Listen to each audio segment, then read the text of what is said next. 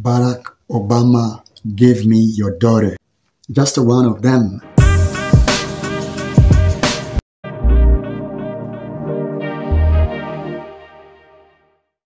Avant tout, laissez-moi souhaiter bonne chance à celui ou à celle qui va gagner. Laissez-moi souhaiter la volonté de Dieu sur l'Amérique.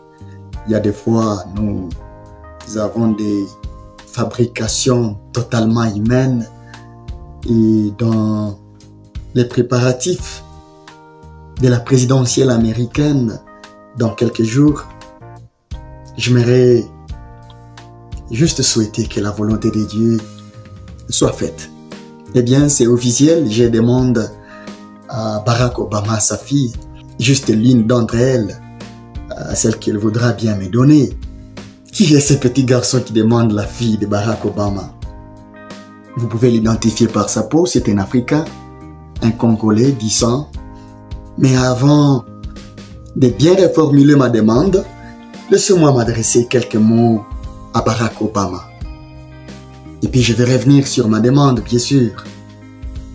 Avec ceux qui vous suivent, au monde entier, vous êtes le seul à pouvoir bien interpréter les événements des titres que je vais vous rappeler.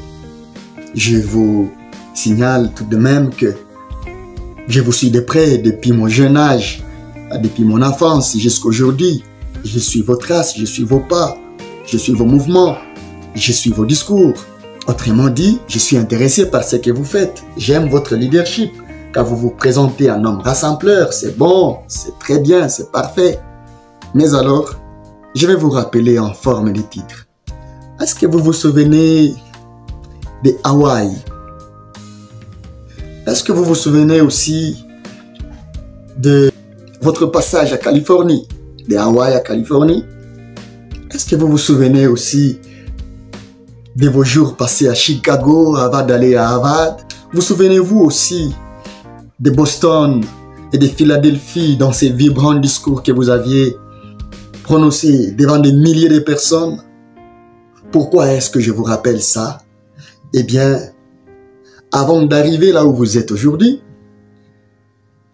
et avant de connaître ce succès mondial que Dieu vous a donné, il y a une époque, il y a un temps dans votre vie, vous aviez du mal à vous accepter, à vous identifier. Si j'ai dit faux, il n'y a que vous qui puissiez me contredire, pas quelqu'un d'autre. Vous et vous seul. Personnellement, qu'est-ce que cela me dit?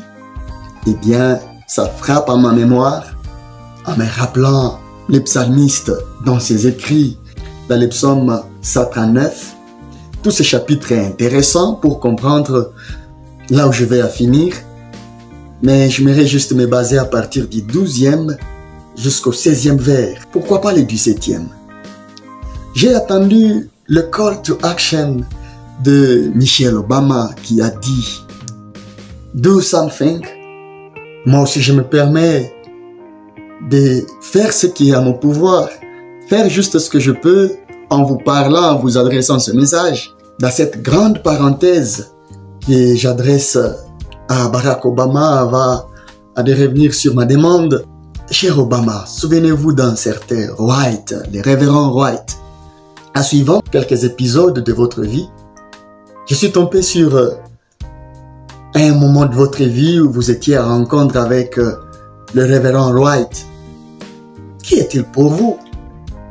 Qu'est-ce qu'il a fait réellement pour vous? Certainement, vous avez déjà attendu beaucoup de serviteurs de Dieu. Commençant par lui, qui vous avez initié ou vous avez clairement expliqué la voie du Seigneur, à laquelle vous vous êtes aussi engagé. Loin de moi de faire une sorte d'ingérence dans vos affaires, cependant j'ai aussi trouvé quelque part, là où il y a eu des lamentations sur votre passage à la Maison Blanche et la gestion de la vie familiale. Et puis, avec tout ce qui s'est passé, étant un beau père, étant un beau président, vous avez pu relever les défis du moins visible aux yeux du peuple américain et aux yeux du monde. une très longue liste qui ne fait pas l'objet de cette capsule que je partage aujourd'hui. Une question par laquelle j'aimerais finir ma parenthèse par là à vous, Barack Obama, c'est de savoir, est-ce que vos enfants ont aussi trouvé leur révérend White? Ou quelle est la voie qu'ils sont en train de suivre? Combien sont-ils? Vous le savez mieux que moi. J'aimerais juste vous appeler, comme David a fait avec Salomon, de ne pas oublier à montrer à vos enfants la voie du Seigneur, à ne pas oublier à montrer à vos petits-enfants aussi la voie du Seigneur, quand vous en aurez. Alors, laissez-moi vous paraphraser le verset que je venais de donner ici haut, des psaumes 139, les passages que j'aimerais donner dans une deuxième parenthèse, toujours dans cette capsule, m'adressant au peuple américain. Le 13e vers dit, « C'est toi qui as formé mes reins. » La suite de ce passage dit, « C'est toi qui m'as tissé dans le sein de ma mère. » Le 14e vers nous dit, « Je te loue ce que tu as fait de moi une créature si merveilleuse. Tes œuvres sont admirables et mon cœur les reconnaît bien. » Au 15e vers, nous trouvons qu'il est écrit, « Mon corps n'était point caché devant toi lorsque j'ai été fait dans les lieux secrets, tissé dans les profondeurs de la terre. » Au verset 16, nous trouvons le psalmiste dire, « Quand je n'étais qu'une masse informe, tes yeux me voyaient. Et sur ton livre étaient tous inscrits le nombre de mes jours, ou les jours qui m'étaient destinés, avant qu'aucun d'eux n'existât. » Eh bien, qu'est-ce qui me fait lire ce passage? C'est toujours m'inspirant de la vie de Barack Obama. Et dans cette autre parenthèse adressée maintenant à nous tous, j'aimerais mentionner 5 vérités à partir de ce passage.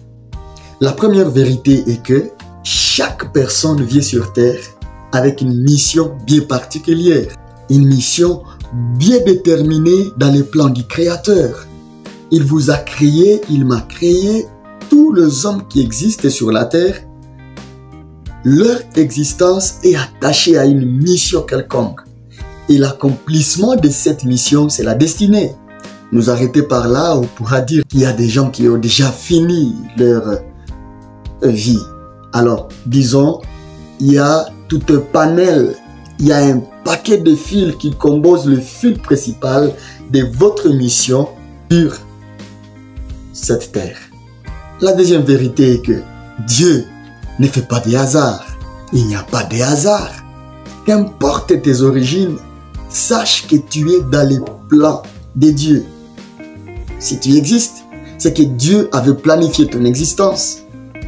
Et avant de t'amener sur cette terre, il a tout planifié, il a tout prévu. Essayez de voir les débuts de la vie de Barack Obama. Qui pouvait s'imaginer, ce jeune garçon à Hawaï, qu'il serait un jour président ou 44e président des États-Unis, avant même qu'il ne puisse rencontrer Michelle. Et avant d'avoir fait tous ces exploits qu'il a pu faire, qui pouvait s'imaginer qu'il allait arriver jusqu'à devenir président des États-Unis? Personne. C'était une surprise pour les hommes, mais non pour Dieu.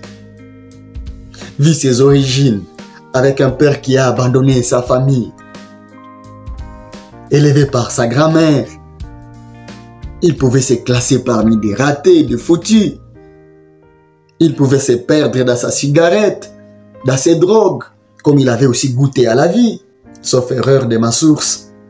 Mais nous comprenons que Dieu a donné Barack Obama en laissant même son père s'en aller pour aller fonder une autre famille, le laisser avec sa maman et sa grand-mère. Dieu avait un plan derrière tout ça. Et il n'y avait pas de hasard dans les plans de Dieu. Dieu savait ce qu'il était en train de faire. Il forgeait la destinée des jeunes hommes. Et alors, croyez-moi, vous aussi, Dieu connaît là où il vous amène. Il est en train de tailler votre vie. Il sait où est-ce que vous allez finir. Mais alors, la troisième vérité, c'est que en créant chaque homme, Dieu lui a donné beaucoup de choses, parmi lesquelles j'épingle seulement 3. Premièrement, Dieu a donné à l'homme ce que nous appelons la conscience.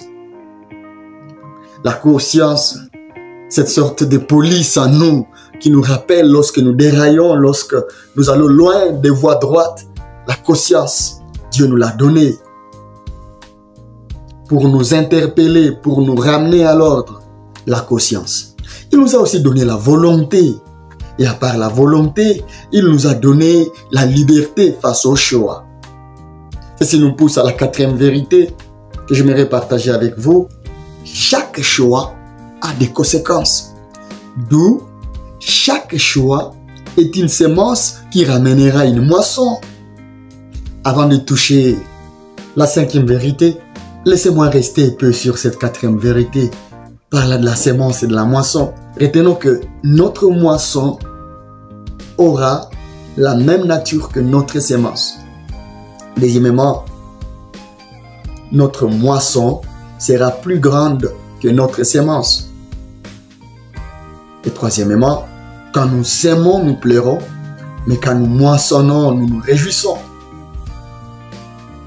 Si nous avons sémé de bonnes semences, et bien d'autres choses à souligner.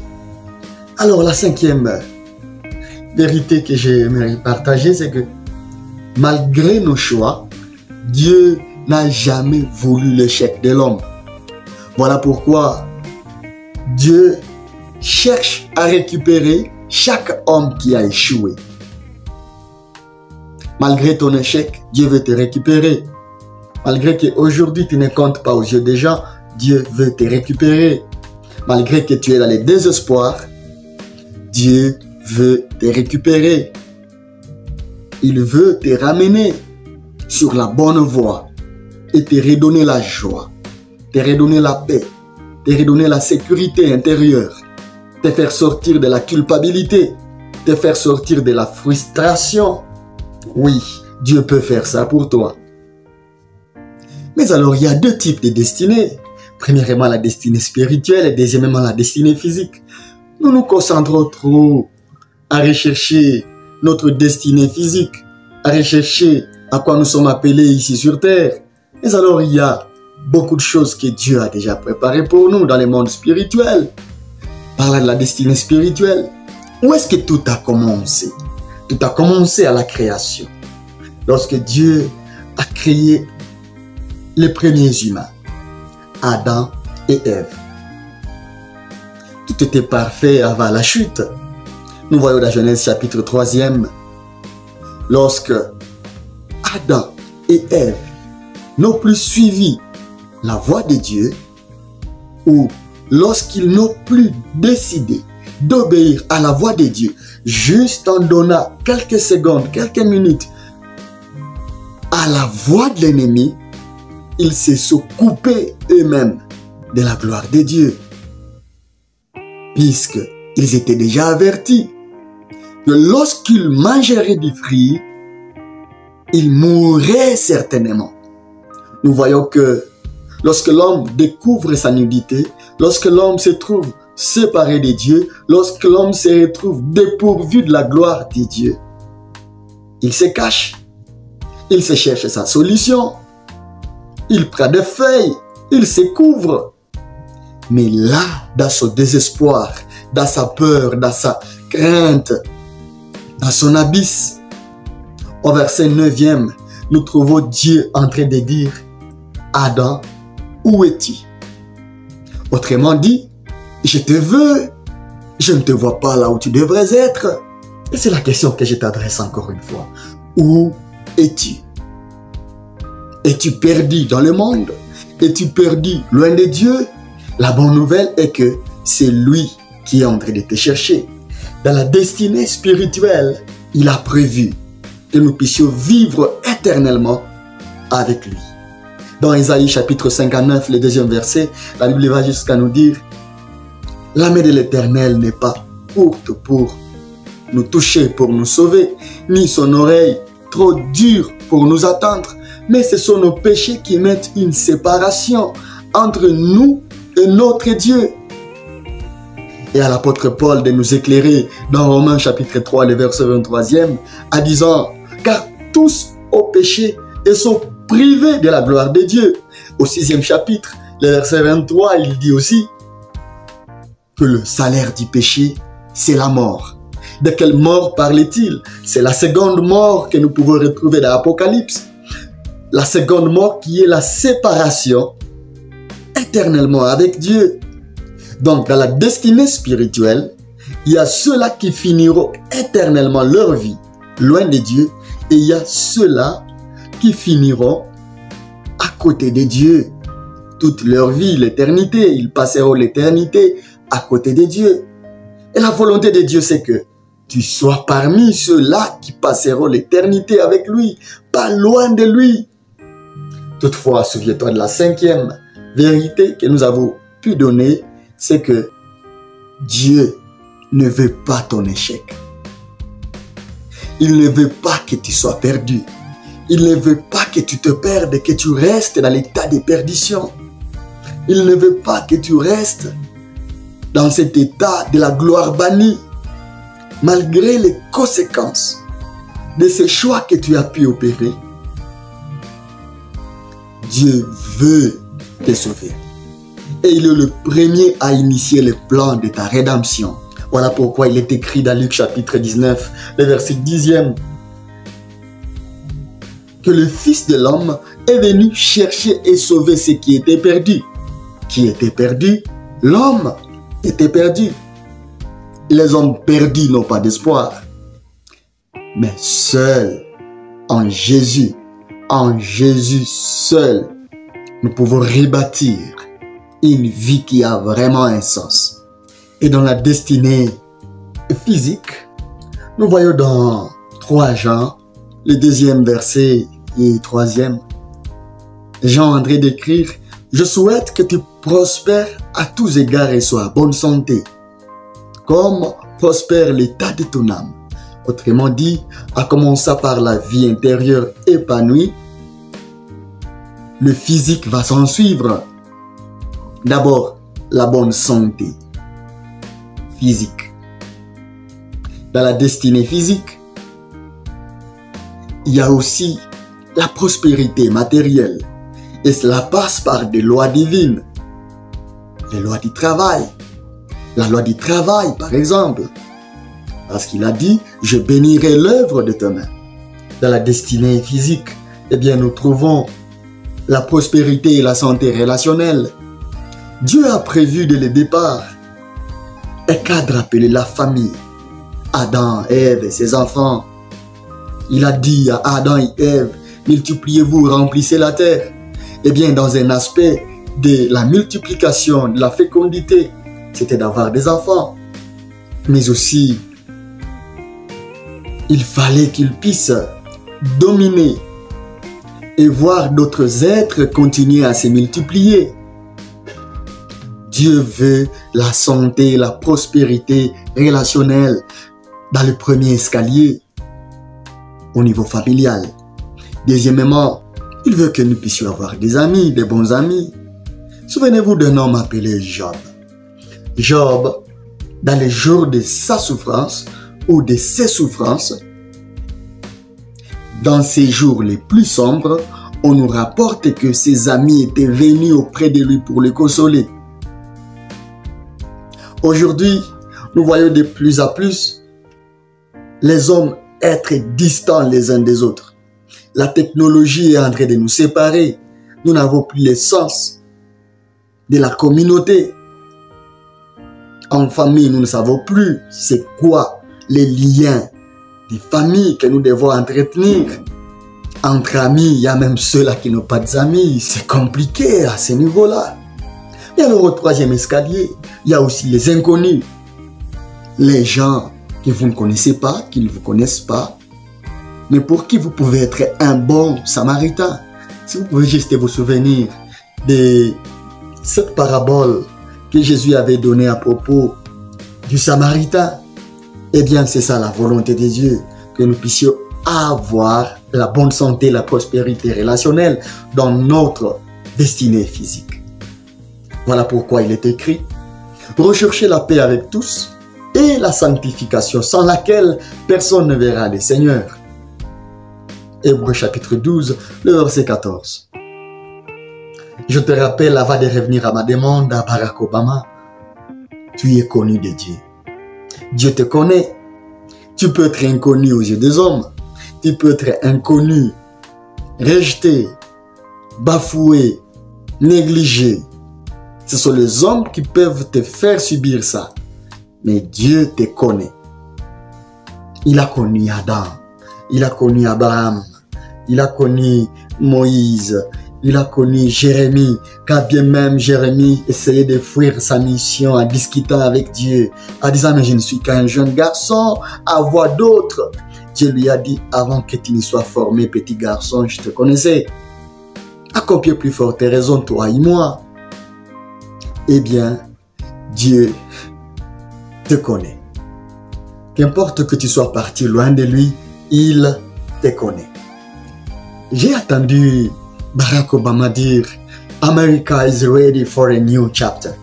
C'est vrai, une nouvelle page va s'ouvrir en Amérique avec la passation du pouvoir à un nouveau chef d'État.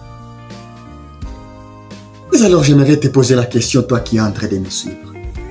Est-ce qu'il y a déjà eu un jour où tu as ouvert aussi un nouveau chapitre dans ta vie, où tu demeures dans cette routine que les ténèbres de ce monde t'imposent? J'aimerais te donner une bonne nouvelle aujourd'hui, c'est que il y a celui qui s'appelle la lumière du monde et il a besoin de toi. Il te parle maintenant. Il frappe à la porte de ton cœur, comme il est écrit dans Apocalypse chapitre 3, le verset 20. Voici, je me tiens à la porte. Si quelqu'un attend ma voix et ouvre pour moi, j'entrerai chez lui, je mangerai avec lui, je resterai avec lui.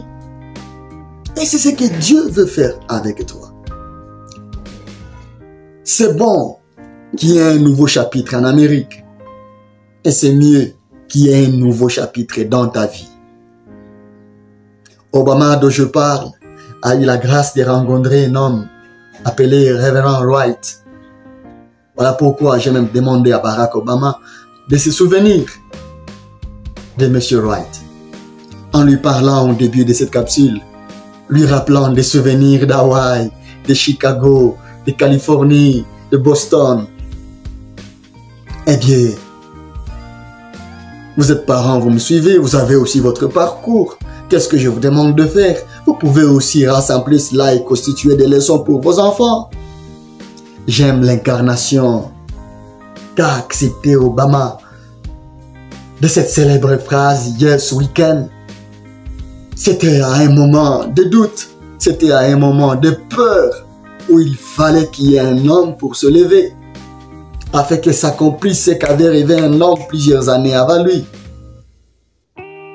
Qu'est-ce qui te retient dans le monde? Qu'est-ce qui te retient dans le noir? J'aimerais te dire, si tu penses que tu ne peux pas y arriver, je viens te dire que tu peux y arriver. Oui, tu peux y arriver. S'il y a des gens autour de toi qui connaissent déjà leur destinée spirituelle en beaux termes avec Dieu, s'il y a des gens autour de toi qui ont fait la rencontre de Dieu et qui aujourd'hui, ils ont la paix, le calme intérieur, ils marchent en nouveauté de vie, toi aussi tu peux y arriver. Nous ne pouvons pas que crier week-end que pour l'Amérique. Non, il faut que nous puissions crier aussi pour toi, que tu peux. J'ai attendu Michelle Obama en train de dire, ah, chicken, par là d'Aris Kamala. Bien sûr. Mais alors, toi aussi tu peux. S'il cherche un poste sur cette terre, moi je te sensibilise pour un poste au ciel. Parce que le maître est parti. Dans Jean chapitre 14, il nous a laissé un héritage en disant, je m'avais vous préparé une place. Afin que là où je suis, vous y soyez aussi. Et qu'est-ce qu'il a dit avant cela? Il a dit que votre cœur ne se trouble point. Il y a des cœurs qui sont troublés ou des cœurs qui se troublent à chaque instant. Simplement parce que Ce sont des cœurs qui n'ont pas encore fait la rencontre du Maître. Et le Maître, en partant, il a dit, je ne vous laisserai pas orphelin, je vous enverrai le Saint-Esprit. Eh bien, il est déjà là. Et c'est lui qui convainc de péché, c'est lui qui convainc de justice de Dieu. Et c'est lui qui est en train de vous parler maintenant au travers de ma faible voix. C'est lui qui est en train de vous demander de revoir vos voix, d'écouter et de revenir à Dieu. Peut-être que vous avez connu naufrage dans la foi. Cette voix vous appelle à vous relever. Peut-être que vous n'avez jamais initié le premier pas dans le voyage avec Jésus-Christ. Eh bien, cette voix vous appelle à initier ce voyage. Vous pouvez y arriver. Et Jésus est là, il vous attend. Jésus est là, il a besoin de vous.